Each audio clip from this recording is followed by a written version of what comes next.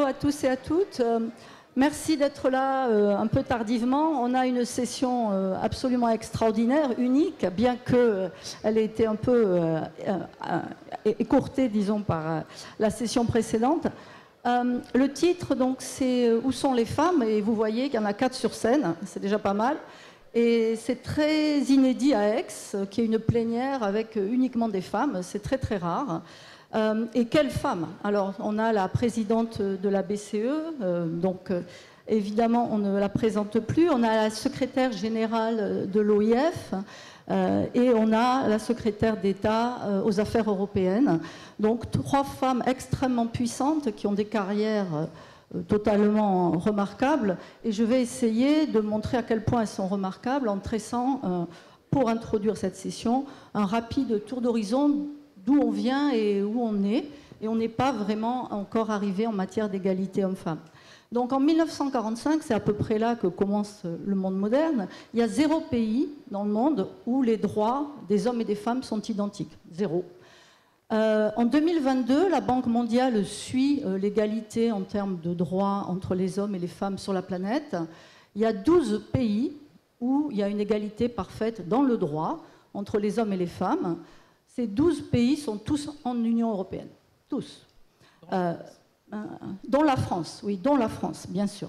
Donc ça, c'est quelque chose que j'aimerais que vous ayez en tête, parce que c'est pas par hasard, hein, l'Europe est un endroit particulier de ce point de vue-là.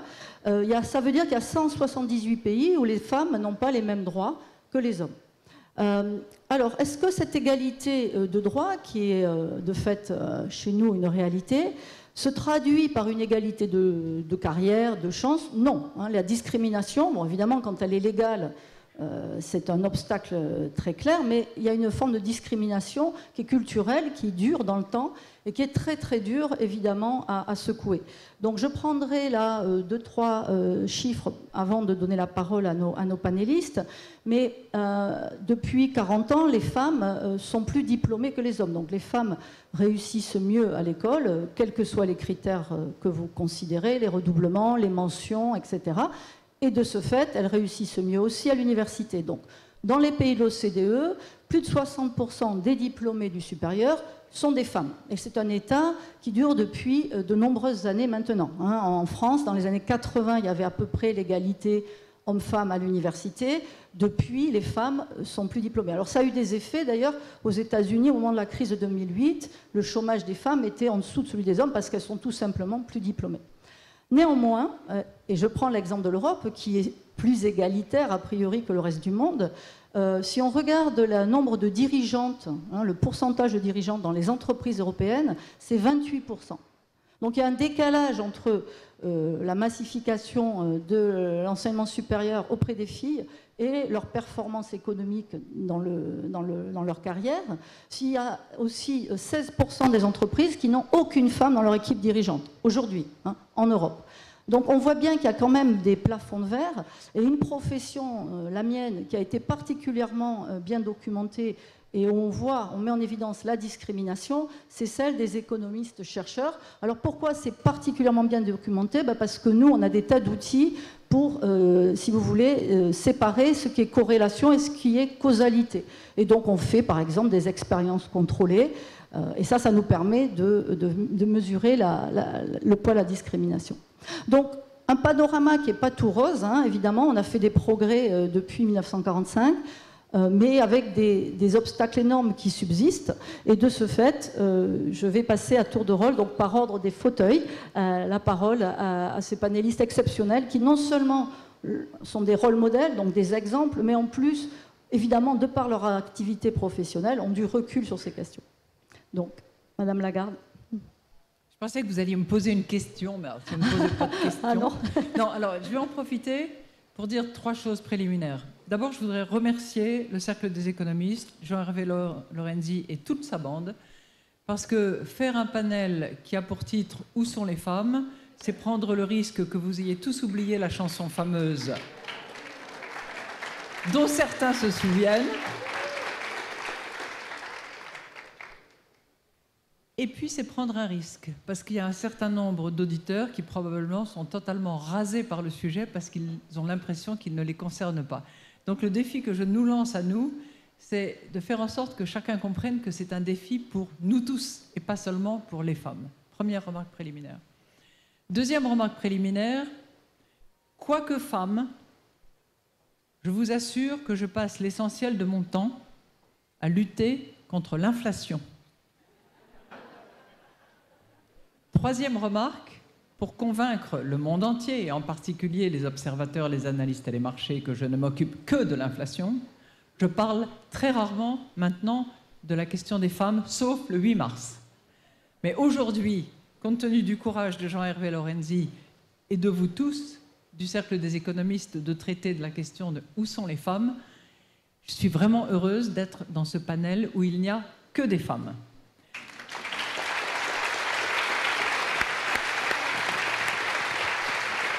Madame la secrétaire générale.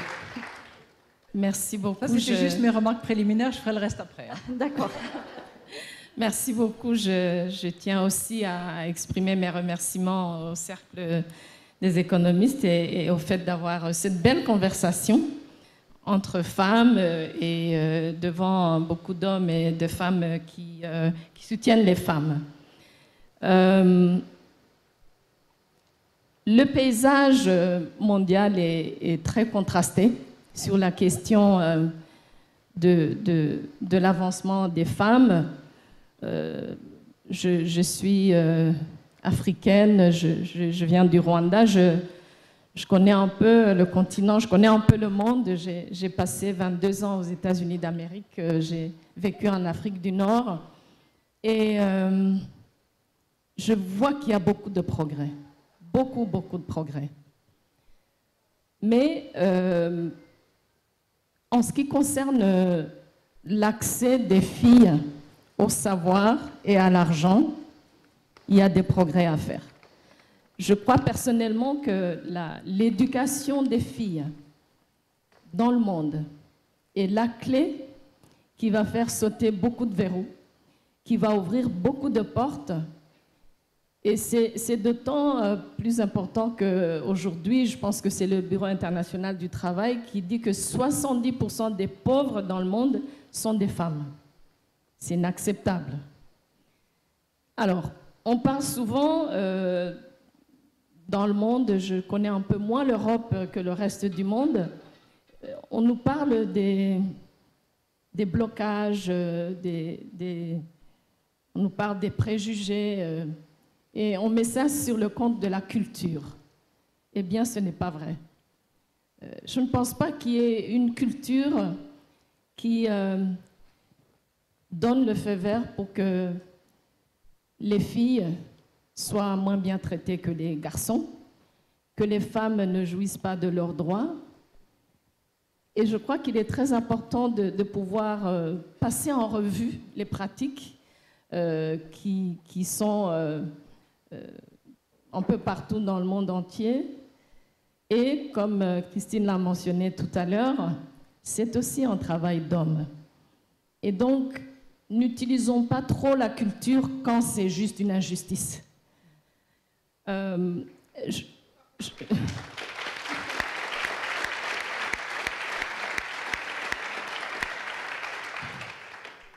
Troisièmement, moi, j'aimerais évoquer la volonté politique. Je suis politicienne, j'ai évolué dans le monde privé et j'ai travaillé pour un gouvernement. La volonté politique, c'est l'ingrédient le plus important pour pouvoir faire avancer les femmes, pour les placer là où il faut qu'elles soient, pour s'assurer que les lois qui favorisent les femmes, qui leur donnent leurs droits, sont respectées. Il faut donner l'exemple aussi. Il faut casser les préjugés par l'action. Et quand je passe en revue les pays du monde francophone que je connais assez bien, du Sahel à l'Asie du Sud-Est, au Liban, à Haïti, les femmes ont les mêmes aspirations, les mêmes, que toutes les femmes dans le reste du monde. Et donc, ce qu'il faut faire, c'est d'agir, tout simplement. Il n'y a pas de secret, il n'y a pas de remède miracle. il faut la volonté politique pour que les femmes, à commencer par les petites filles, puissent vivre dans un monde où elles sont épanouies, où elles n'ont pas, on en parlait tout à l'heure avec la modératrice, cette forme de timidité, de manque d'agressivité positive pour pouvoir négocier ce qui leur est dû. Merci beaucoup. Laurence, Madame la secrétaire d'État. Merci. D'abord, un énorme merci à Jean-Hervé et tout le cercle des économistes pour effectivement avoir lancé cette session. Je crois que Jean-Hervé a fini par céder à la pression pour faire une magnifique session. Donc, merci. Et je vais montrer à Jean-Hervé qu'il a eu raison. Je vais demander à toute la population ici qui a un niveau, par exemple, Bac+5, de lever la main. Ok, maintenant que les femmes. Elles sont très nombreuses. Maintenant, que tous ceux qui sont chefs d'entreprise lèvent la main. Maintenant que les femmes. Jean-Hervé, tu as eu raison, tu n'es pas une femme. Je pense que c'est très important parce que ce que j'essayais de montrer ici, c'est que nous quatre, les femmes qui ont levé la main dans l'Assemblée, nous sommes un peu un arbre, des arbres qui cachent la forêt, et à deux égards. Le premier, c'est que si vous regardez, vous avez parlé de politique, Louise, vous êtes politicienne, regardez ce qu'on a en Europe. Nous avons effectivement 4 femmes à la tête de puissantes institutions, à commencer bien sûr par Christine, Ursula, Odile Renaud-Bassot, que vous connaissez à la Baird, et Roberta Metsola au Parlement européen. Mais après, quand on creuse un peu, au Parlement européen, il y a seulement 1/3 de femmes. Au Sénat, il y a 1/3 de femmes. À l'Assemblée, 1/3 de femmes. Si on creuse encore une fois et qu'on regarde les commissions du Parlement européen, les commissions, c'est, comme vous le savez, là où on rédige les lois, donc c'est le lieu d'influence, le lieu de pouvoir du Parlement européen. Et là, on ne va pas trouver de femmes. Pas tellement à la tête des commissions et pas dans les commissions. Donc ça, c'est le premier arbre qui garde la forêt. Et si on regarde les gouvernements européens, des 27, qu'est-ce qu'on voit? On voit que les 2/3 des hommes ont des fonctions régaliennes et sont ministres d'État.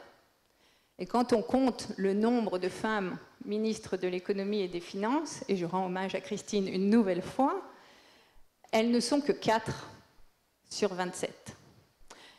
Donc ça, c'est le premier arbre qui cache la forêt. Je crois qu'on doit remercier toutes ces femmes qui sont des porte-voix et qui passent tellement de temps à promouvoir les femmes, mais il y a quand même du boulot.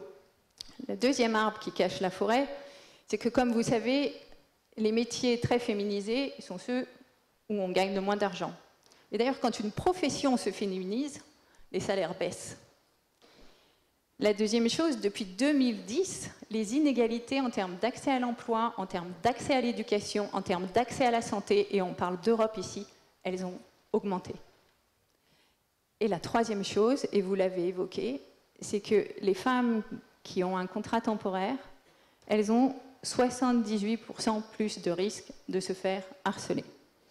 Alors oui, on a fait beaucoup de progrès, mais je crois que tant qu'on associera le mot faible au mot femme, la société jugera que les femmes ne sont pas aptes à être au pouvoir, parce que être au pouvoir, c'est être un homme fort, et grâce à Jean-Hervé, ce soir, nous allons changer cela.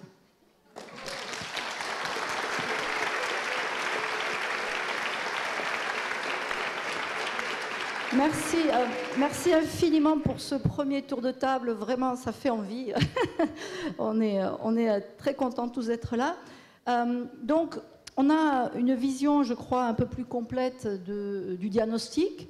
On a eu des progrès qui sont indéniables, mais encore beaucoup de travail devant nous. Et donc, la question suivante, évidemment, c'est quels seraient un peu les leviers, en fait, les solutions qu'on pourrait apporter. Donc, personnellement, parce que je pense qu'il y a en tout cas des preuves qu'il y a la discrimination dans certaines professions. Ça a changé mon point de vue sur les quotas. Donc, parce que les quotas, on peut dire oui, bon, elles sont là parce que c'est des filles. Mais s'il y a de la discrimination, c'est-à-dire si des préjugés empêchent certaines catégories de personnes d'accéder à des responsabilités où elles seraient utiles, le fait de les imposer, on se rend compte que finalement, ce n'est pas un effondrement. Donc les quotas en politique, ça a montré que oui, les femmes, c'est des très très bons hommes ou femmes politiques ordinaires. Je pense donc que, par exemple, ça peut être une solution. Donc je me tourne vers Christine et je lui demande, question, quelle serait pour elle, donc avec l'expérience qu'elle a eue au FMI, puis à la BCE, en tant que ministre, quelles seraient les solutions qu'elle envisage pour politique pour promouvoir donc l'égalité entre les gens. D'abord, je crois qu'il faut mesurer les gains que l'on peut réaliser comme société, comme économie, si tous les êtres humains que nous sommes, hommes et femmes, avons les mêmes droits, les mêmes accès, les mêmes rémunérations pour les mêmes postes, la même liberté de choix aussi, parce que je crois qu'on n'est pas nécessairement bon ou mauvais si on est chef d'entreprise ou si on n'est pas chef d'entreprise. Mais c'est la liberté de choisir et la totalité des droits qui sont importants. Donc si tout ça est préservé, et si par exemple les femmes accédaient à l'emploi dans les mêmes conditions que les hommes, on est capable de calculer par exemple dans l'Union européenne qu'on aurait probablement à peu près 10 millions de salariés en plus, on aurait une augmentation du PIB de l'ordre de 10% d'ici 2050, et ça veut dire un enrichissement de nos économies, tout simplement par l'apport de nouvelles richesses, de nouvelles activités, de nouvelles compétences, de nouveaux talents. Donc, sachant qu'on peut aller dans cette direction-là, sachant que par ailleurs, les femmes sont souvent, et je pense que l'exemple du Rwanda, dont j'espère que Louise pourra nous dire quelques mots, sont des acteurs de la paix, et souvent d'une paix qui est plus durable que lorsqu'elles sont négociées par des groupes qui excluent les femmes. Je crois que dans ces conditions-là, on a des objectifs vers lesquels on peut aller. Alors après, il faut mettre des incitations. Vous êtes une grande économiste, vous connaissez le rôle des incitations, le rôle des sanctions. Je pense que la France a été capable de décider un certain nombre de points qui ont permis des avancées. Aujourd'hui, si on a 40% de femmes à l'Assemblée nationale, c'est tout simplement que les textes qui ont été appliqués ont permis l'accès des femmes à la députation. Si on a aujourd'hui 45% de postes d'administrateurs dans le SBF 120, c'est grâce à la loi Copé-Zimmermann qui avait fixé des seuils, des périodes de temps qui permettent d'accéder à ces résultats. Ça, c'est une première chose. Donc, fixer des règles, mettre en place des incitations et des sanctions. Deuxièmement, mettre en place l'infrastructure nécessaire. Il y a des moments dans la vie des parents, je ne dis pas des femmes, je dis des parents, il y a des moments durant lesquels c'est difficile de tout faire à la fois. Vous l'avez vécu, nombre d'entre vous l'ont vécu, je l'ai vécu aussi. Pendant ces périodes-là, il faut faire deux choses. Premièrement, il faut avoir des infrastructures qui permettent de soutenir et d'aider les parents dans leur mission vis-à-vis de leurs enfants. Puis deuxièmement, il ne faut pas mettre en place des mécanismes qui sanctionnent celui ou celle qui décide de prendre un peu de temps, d'arrêter sa carrière pendant 6 mois pour s'occuper de sa famille. Donc là aussi, ce sont des mécanismes législatifs ou des mécanismes qui sont convenus au sein des entreprises pour tout simplement permettre exactement le même déroulement de carrière lorsque un père ou une mère a décidé de prendre 6 mois pour s'occuper d'un enfant. Et puis troisième catégorie extrêmement importante, c'est ce que vous appeliez, Louise, tout à l'heure, cette espèce de biais cognitif un peu étrange qui amène la société à considérer les femmes dans leur contribution économique, dans leur participation intellectuelle, dans leur participation à des panels, comme étant un tout petit peu des sous-hommes. Vous ne le réalisez pas aujourd'hui, mais je vous assure qu'il y a un certain nombre d'études tout à fait pertinentes qui ont été effectuées et qui dénotent que tous, hommes et femmes d'ailleurs, on a ce biais cognitif discriminant à l'égard des femmes. Mais ça, il faut qu'on arrive à se l'extirper. Et il faut qu'on accepte de considérer qu'un homme ou une femme, dès lors qu'il fait la preuve de ses mérites, dès lors qu'il est capable de s'engager, peut contribuer exactement dans les mêmes conditions et parfois même un tout petit peu mieux, mais pas toujours.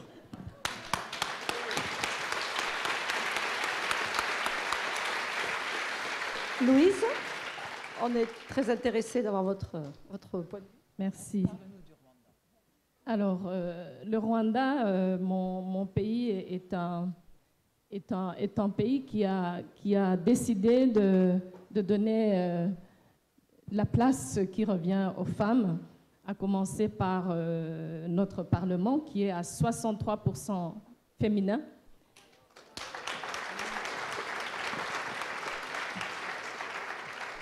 Mais ce choix politique s'est trouvé renforcé par l'apport des femmes dans la reconstruction du pays après le génocide, dans l'implication des femmes politiques. Par exemple, ces 63% femmes parlementaires ont commencé par voter des lois extrêmement importantes. Elles ont fait du lobby, plaidoyer, elles ont parcouru le pays et sont revenues, elles ont récolté les besoins et les attentes des femmes et les ont amenées au Parlement, elles ont légiféré. Et parmi les premières lois qui ont été applaudies par tout le pays dans les années 2005-6, c'était l'accès à l'héritage par les femmes. Ce qui était peut-être cette fois-ci culturel, c'était que c'est le garçon de la famille qui héritait et qui, par sa bonne foi, partageait un petit peu ce qui est richesse familiale avec les sœurs ou les femmes dans la famille. Ça a eu un effet immédiat parce que dans un pays où il y a eu le génocide, la guerre, etc., il y avait beaucoup de problèmes de patrimoine, des tribunaux qui n'en finissaient pas avec des querelles familiales. Et cette loi a aussi donné beaucoup plus de statut à la femme. Le fait qu'elle puisse hériter, même si c'est un petit lopin de terre, dans la société a changé le statut de la femme. Ces mêmes femmes au Parlement se sont assurées aussi de mettre en place des lois très sévères par rapport à la discrimination ou aux crimes commis contre les femmes et les filles, dont le viol, etc.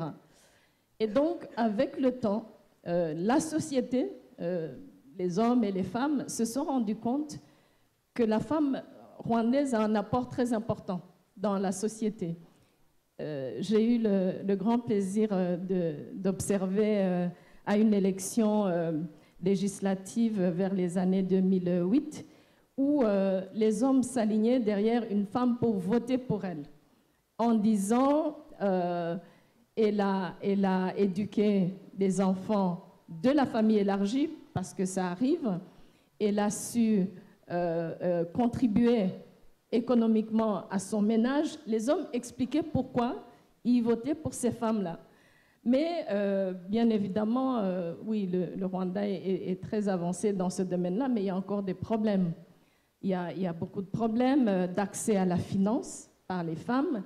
C'est très lié aussi à l'éducation. C'est lié au manque d'éducation sur tout ce qui est financier, économique, l'éducation dans les sciences, un aspect très, très, très important. Et donc, moi, je dirais que ce qu'on observe dans certains pays, ce qui va bien en France, par exemple, est-ce qu'on peut le partager? Est-ce qu'on peut disponibiliser ces pratiques pour que d'autres pays puissent s'en inspirer, les changer, les adapter, etc. C'est très, très important. Une autre chose, c'est qu'il y a des femmes qui ont fait beaucoup de belles choses. Et elles sont partout. Elles sont partout dans le monde.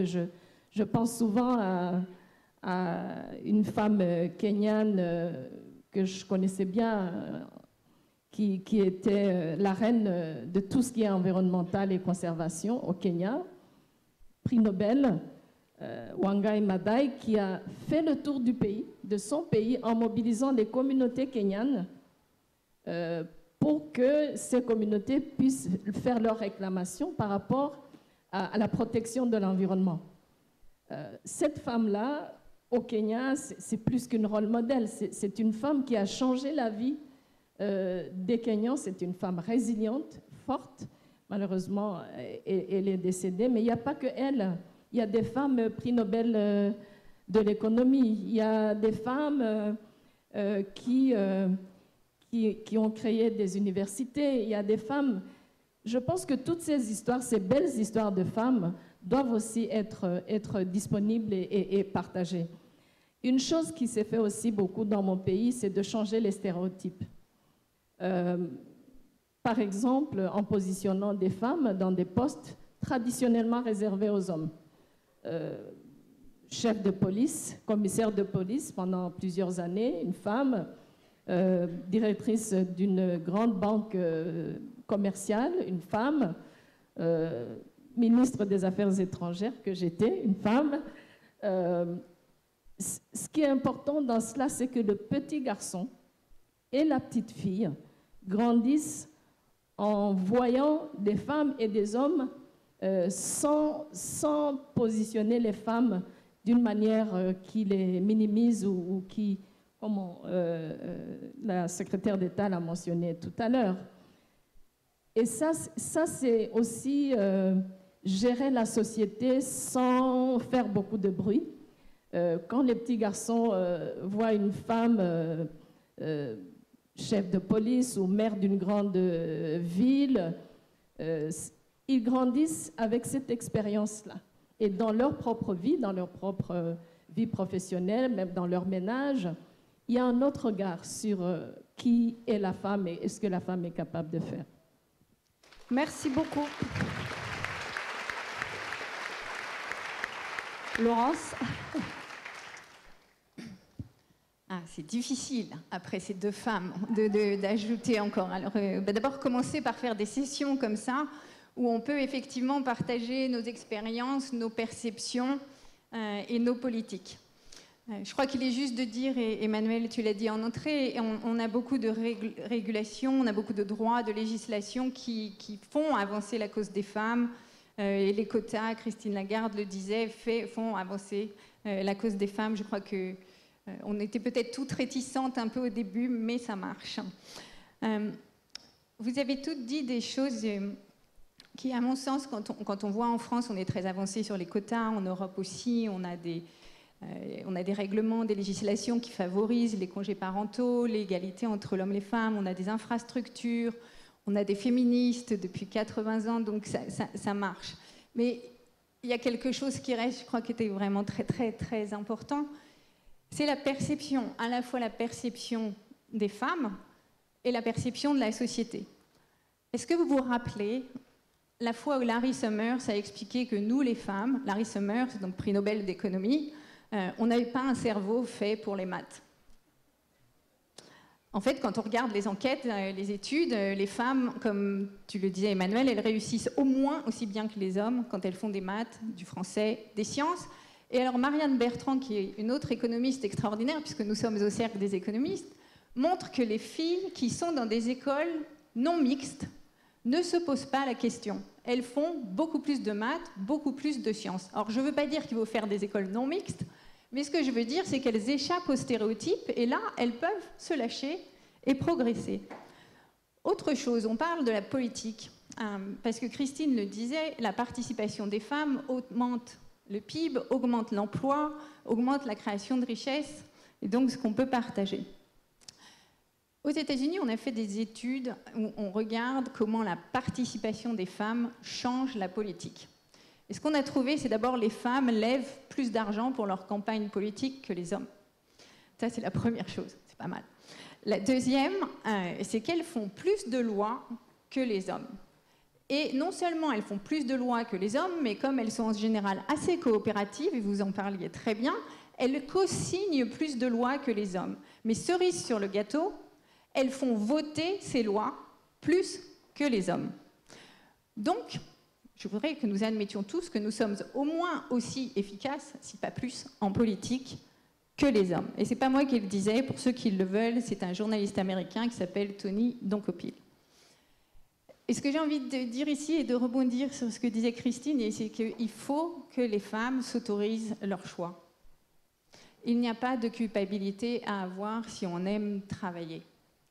Il n'y a pas de culpabilité à avoir si on passe son temps avec ses enfants différemment des autres. Il n'y a pas de métier bon pour les femmes. Moi, j'ai souvent entendu, il faut que tu sois prof, c'est bien, tu pourras avoir les mêmes vacances que tes enfants. Non. Et non seulement il n'y a pas de métier pour les femmes, il n'y a pas de stéréotypes comme ça, mais en plus, je pense qu'il n'y a pas mieux pour des enfants que d'avoir des parents, quels qu'ils soient, qui s'épanouissent et qui, quand ils consacrent du temps à leurs enfants, leur consacrent pleinement ce temps, plutôt que de penser en permanence « je me suis sacrifié pour toi ». Et donc pour moi, la chose qui nous reste à faire, c'est que vous tous ici, quand vous parlez à vos enfants, quand vous rencontrez des étudiants, quand vous parlez à vos neveux, aux amis de vos amis, vous dites aux filles qu'elles peuvent, et aussi elles peuvent choisir. Elles ne doivent pas, mais elles peuvent. Merci.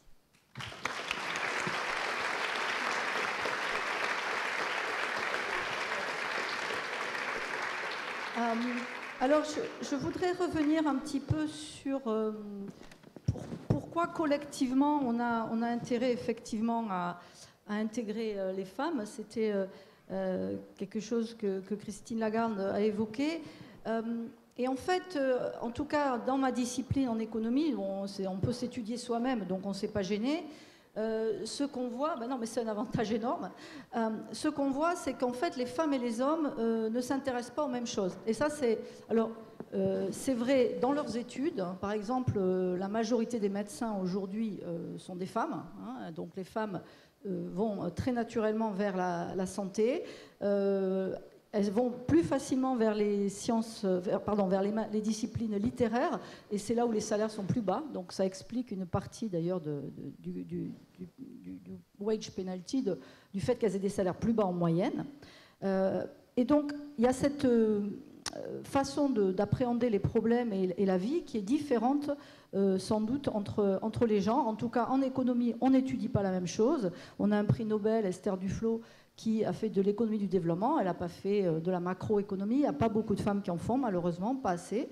Et donc, ça a des conséquences, évidemment, sur le type de résultats qu'on va obtenir, parce qu'elles sont moins représentées dans les instances dirigeantes, les femmes économistes, et leur point de vue est moins représenté. Donc, aux États-Unis, par exemple, quand on les interviewe, les femmes chercheurs, elles ont une vision du monde qui est assez différente des hommes. Elles ne pensent pas que les marchés sont très efficaces, par exemple. Forcément, elles pensent qu'il y a de la discrimination, elles la vivent.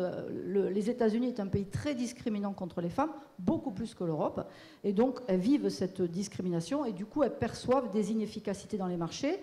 Ça a des conséquences sur les politiques économiques, hein, parce que si vous pensez que les marchés marchent très bien tout seuls, évidemment vous ne mettez pas en œuvre les mêmes politiques publiques que si vous pensez qu'ils ne marchent pas tout seuls. Et donc ça a des vraies conséquences pour tout le monde. Donc le fait que la perception des problèmes et ce qui est important d'étudier ou pas, c'est pas la même chose quand on est un homme et une femme.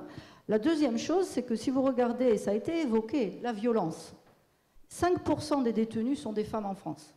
Bon, 95% c'est des hommes. Ils sont plus violents, en tout cas, que les femmes, statistiquement. Et ça joue beaucoup, je pense, donc dans la politique. C'est important d'avoir des femmes qui négocient au plus haut sommet de l'État. Ça nous permettra, je pense, elles sont plus coopératives aussi, d'avoir un monde plus apaisé. Donc, un équilibre entre les sexes, à mon avis, serait des bienfaits pour le reste de l'humanité et pas uniquement que pour des questions de justice, pour des questions aussi d'efficacité économique, je pense. Donc, si vous voulez bien revenir sur cette question-là de qu'est-ce que les femmes peuvent apporter à l'économie mondiale, puisque c'est une conférence quand même sur l'économie, je serais extrêmement intéressée de votre point de vue. Je crois que j'ai déjà répondu un peu à votre question avec les 10 millions d'emplois créés supplémentaires, les 10% de PIB, etc. Ce qui m'intéresse, c'est peut-être de faire un appel au peuple, parce que, vous l'avez dit, la participation des femmes dans les études économiques, elle est très genrée, d'une certaine manière. Et ça serait vraiment, vraiment important que des jeunes filles s'orientent vers les disciplines qui sont souvent considérées comme des disciplines masculines. Vous avez mentionné la macroéconomie, on est en plein dedans, les spécialisations monétaires, les spécialisations financières, en général, sont peuplées d'hommes et de très peu de femmes. Et donc, à telle enseigne que, vous l'avez dit tout à l'heure, les chiffres varient, mais entre 55 et 60% des femmes sont diplômées de l'enseignement supérieur. Et donc, la différence avec le sang, ce sont les messieurs. Et les chercheurs femmes représentent 30% de la population des chercheurs. Donc, on a une première déperdition dans ce domaine. En ce qui concerne les femmes chercheurs, on descend à 25%. Donc, il faut absolument que les jeunes filles s'engagent dans l'économie pour qu'elles puissent ensuite rejoindre des domaines financiers, par exemple.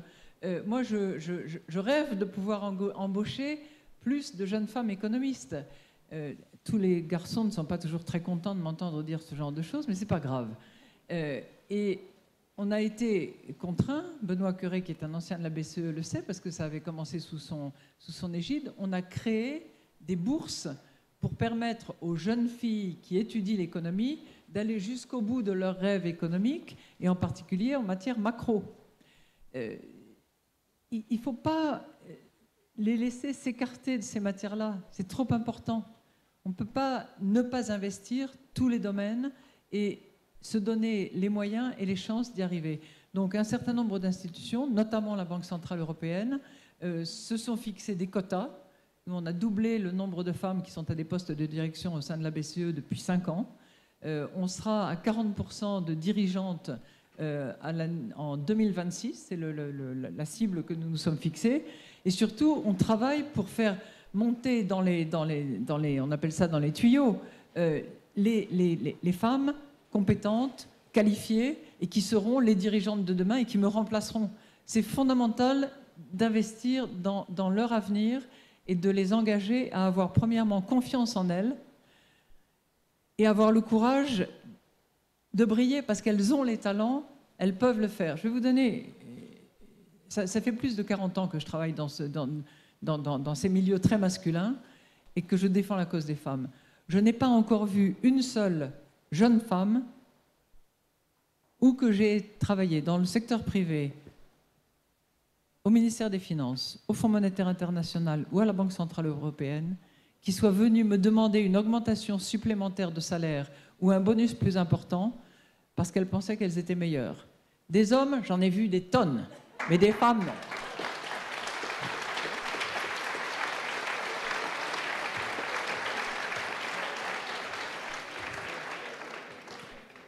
Louise?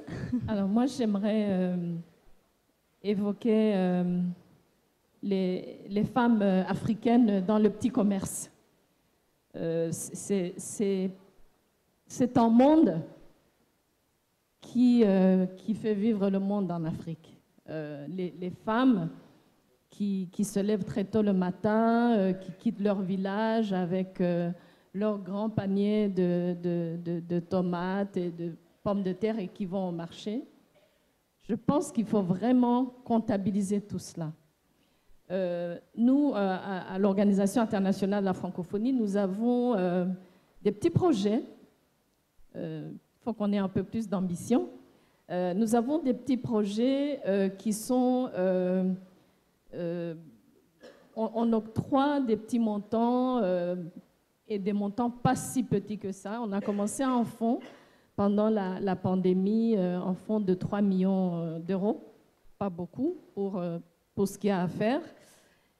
Et depuis 2020, je visite un peu les bénéficiaires dans différents pays, le Togo, le Liban. J'étais au Cap-Vert il y a quelques semaines. Eh bien, ces femmes-là, elles font des choses formidables, avec très, très, très peu d'argent.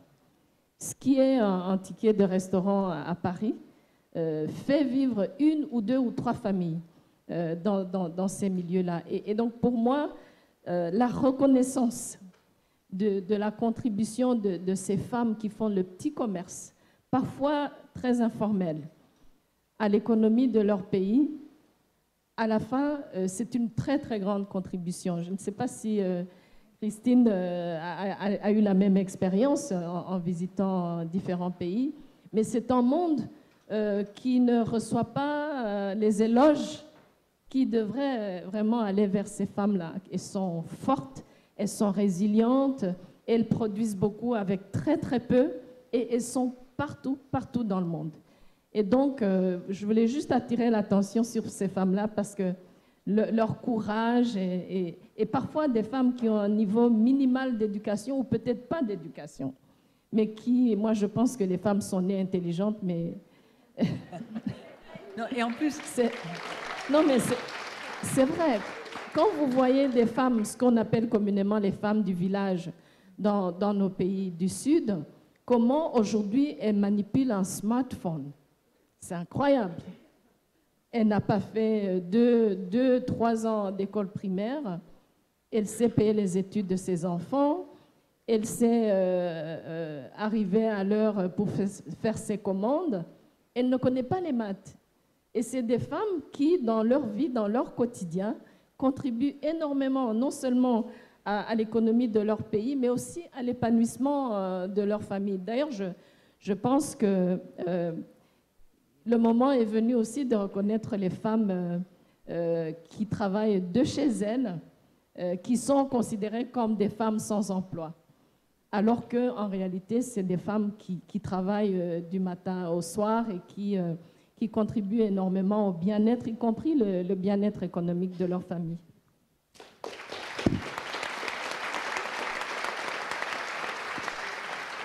Christine, tu voulais dire quelque chose? Tu voulais rebondir? Non, je voulais juste après ajouter au propos de Louise, c'est que c'est une activité économique qui n'est pas comptabilisée. Oui, c'est le PNB non marchand. Nulle part, oui. et dont on parlera pour l'éternité, mais qu'on ne reconnaît pas. Laurence? Alors moi, je voudrais juste revenir peut-être au début de ce que tu avais dit sur tous les progrès qu'on avait faits, pour dire qu'en fait, il ne faut jamais oublier qu'il peut suffire d'une crise politique, économique, religieuse pour que les droits des femmes soient remis en question. Et on le voit, on l'a vu avec l'Afghanistan, on le voit avec l'Iran. En 1950, les femmes en Iran, elles étaient habillées comme nous et elles allaient danser. On le voit pour l'accès à l'avortement des femmes ukrainiennes. En général, elles sont réfugiées en Pologne, et en Pologne, le droit à l'avortement est tout sauf évident. On le voit aux États-Unis, puisqu'on a eu Roe versus Wade, et donc il y a des États qui reviennent sur ce droit à l'avortement. Et c'est d'autant plus important que c'est en général des pays... on pensait que ce serait toujours des pays qui étaient économiquement moins développés qui remettraient les droits des femmes en question, mais on a la preuve que ce n'est pas vrai. Alors j'ai un appel à vous faire. Les députés européens ont lancé quelque chose qui s'appelle le pacte Simone Veil.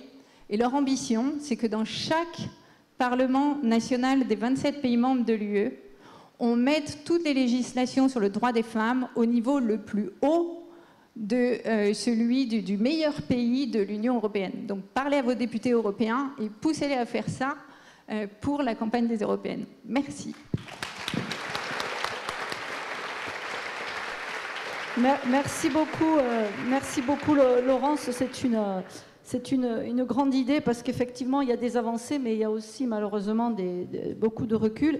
Ce n'était pas qu'en Iran où le droit des femmes était... en Égypte, c'était pareil. Enfin, il y a eu un mouvement en arrière. Et d'ailleurs, d'après les indices de la Banque mondiale, la situation la pire en termes d'égalité de droits, c'est le Moyen-Orient et c'est l'Afrique du Nord. L'Afrique subsaharienne est beaucoup plus hétérogène. Il y a des pays comme le Soudan où c'est terrible, mais il y a des pays comme le Rwanda où c'est très bien. Donc le pire du pire, c'est vraiment... je sais... Alors c'est difficile de dire que c'est culturel, ça l'est peut-être pas, c'est peut-être juste des corrélations avec la pauvreté, mais il y a des endroits très pauvres où les droits des femmes sont quand même beaucoup plus respectés. Et comme effectivement... alors il faut bien comprendre que quand on s'en prend aux femmes, on s'en prend à des tas d'autres minorités ou communautés. C'est pas... Voilà, donc je pense que le droit des femmes, c'est effectivement quelque chose qu'il faudrait graver dans le marbre. Ça fait une société plus juste et plus efficace. Alors j'aimerais revenir sur l'idée que les femmes, par exemple aux États-Unis, qui sont élues, sont plus performantes que les hommes. Ça, c'est un signe de discrimination. Moi, je rêve d'un jour où on n'aura pas ces 3 femmes exceptionnelles qui nous parleront, mais des femmes très moyennes, qui seront tout aussi médiocres que les hommes qu'on entend très souvent. Parce que ça sera le signe qu'on a terminé avec la discrimination. Et l'Europe, je répète, c'est un phare dans la nuit en termes de droits des femmes. Donc, mais néanmoins, voilà, ça subsiste. Donc si j'essaye un peu de résumer où on en est en termes des solutions, on a évoqué les quotas, et ça marche, parce qu'on peut avoir l'idée que les femmes, ça va être une catastrophe, et puis quand on les essaye, on se dit, ben non, finalement, voilà, la boîte, elle coule pas, bon, les lois se votent, enfin bon, donc tout a l'air de fonctionner. Les rôles modèles qu'évoquait Louise, c'est-à-dire mettre des femmes à des places où on ne les attendait pas, et là encore, alors évidemment, celles qui arrivent, en général, c'est des femmes exceptionnelles, parce que quand on est dans un monde discriminant, il faut être exceptionnel pour persévérer. Et ça fonctionne aussi. J'ai retenu les écoles non mixtes. Alors ça, bon, ça ne va pas être très consensuel, mais ça pourrait être éventuellement une solution, notamment pour l'enseignement des sciences. Les femmes, depuis notamment la réforme du bac, avaient déserté complètement l'étude des mathématiques. Et ça, c'est indispensable pour plein de professions qui sont effectivement assez peu féminisées. Et une autre chose donc, qui a été évoquée, c'est comptabiliser le PNB non marchand. Je crois que c'est très important parce que, effectivement, quand on se penche sur la production non marchande, par exemple, si on doit investir dans quelque chose, on va peut-être le faire dans un puits et pas dans une route, parce que c'est là où les femmes passent le plus de temps. Mais si vous ne le comptabilisez pas, à ce moment-là, vos décisions d'investissement sont différentes. Donc voilà à peu près les différentes choses que j'ai retenues. On va peut-être faire un dernier tour de table pour voir si j'ai oublié quelque chose. Et donc, Christine Lagarde, si vous avez quelque chose à rajouter sur cette panoplie modeste de solutions, je serais évidemment intéressée. Je crois qu'on enfonce un peu beaucoup de portes ouvertes. Le seul problème, c'est que les portes, souvent, elles se referment ensuite et que beaucoup de jeunes femmes se trouvent bloquées dans leur progression, empêchées d'aller plus loin, n'ont pas de soutien, etc. Donc, je pense qu'il faut chacun, là où on est, essayer de trouver des solutions de soutien et d'encouragement. Il y a un bouquin très, très joli qui a été écrit par une journaliste de la BBC avec Claire Shipman, qui est une chercheuse à Harvard sur ces questions-là, qui s'appelle Le Code de confiance, et qui démontre de manière très empirique et à la fois très évidente que le capital de confiance dont on dispose jusqu'à l'âge de 7-8 ans, entre 8 et 13 ans, il diminue d'environ 30% pour les filles. C'est-à-dire que vos filles ou vos petites filles à 8 ans qui ont envie d'être astronautes, pompiers, mathématiciennes ou je ne sais quoi, ben entre 8 et 13, ça se dilue un peu. Il y a 30% de ce capital confiance qui disparaît.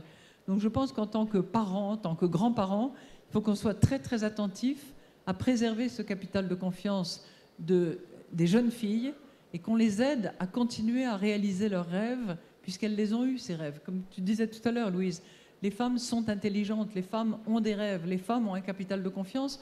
Il faut juste les aider et leur permettre, comme disait Ruth Bader Ginsburg, laissez-les respirer. Laissez-nous respirer.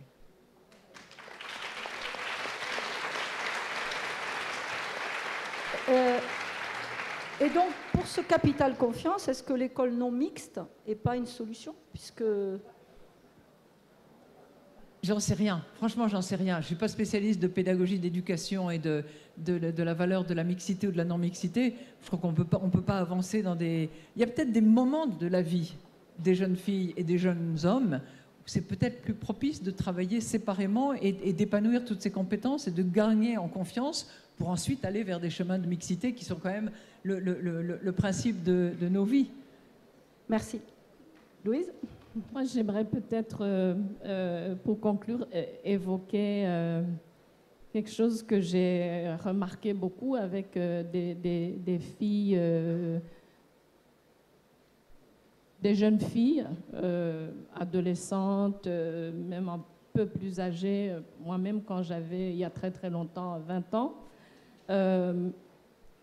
c'est le manque d'ambition, le fait d'hésiter, de ne pas être sûr qu'on veut y aller. Et ça bloque beaucoup les jeunes filles. Ça, c'est dans toutes les cultures et dans le monde entier, en tout cas d'après mes observations. Moi, quand je suis allée faire mes études aux États-Unis, j'avais 20 ans, 19 ans, 20 ans. C'est un milieu tout à fait nouveau pour moi. Je viens d'un petit pays perdu au cœur du continent. J'arrive à l'université du Delaware, l'université de Joe Biden. Et 25 000 étudiants, je n'avais jamais vu ça. Je me disais, mais comment je vais faire? Je suis arrivée ici, ça aussi c'était compliqué, mais je suis ici, est-ce que je vais pouvoir réussir? Et je voulais absolument prouver à mes parents que j'étais capable de réussir rapidement, parce qu'ils avaient dépensé beaucoup d'argent pour moi difficilement. Après, une petite africaine, je venais d'un pays très ensoleillé, très vert, etc. J'arrive, il y a un gros hiver, j'avais jamais vu l'hiver, sauf dans les livres. Et je me dis, mais comment je vais me lever? J'essayais de me lever, il faisait très noir. Je dis, mais je retourne au lit. Je vais prendre mes cours la semaine prochaine. Je ne peux pas. Et j'ai beaucoup d'exemples comme ça où tu te dis, mais est-ce que je vais y arriver? Est-ce que je vais réussir? Et vraiment, c'est un message aux jeunes filles. Allez-y.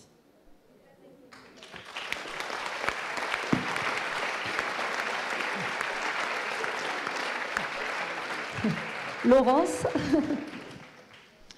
C'est pas facile, hein. Alors, en général, on finit ce genre de discussion en disant merci beaucoup, je dois beaucoup à mon mari qui m'a beaucoup soutenue, qui m'a permis de faire ma carrière tout en élevant les enfants. Et là, les jeunes femmes vous disent surtout pas, c'est normal. Alors moi, je voudrais dire merci. Merci au rôle modèle, merci à Christine Lagarde, merci à Louise, merci à Emmanuel, merci à Claire, merci à toutes ces femmes qui sont assises ici, qui nous ont fait rêver, soit parce qu'elles étaient devant nous, qui nous ont encouragés, parce qu'elles étaient à côté de nous, et aux jeunes qui nous poussent. Merci, merci les filles.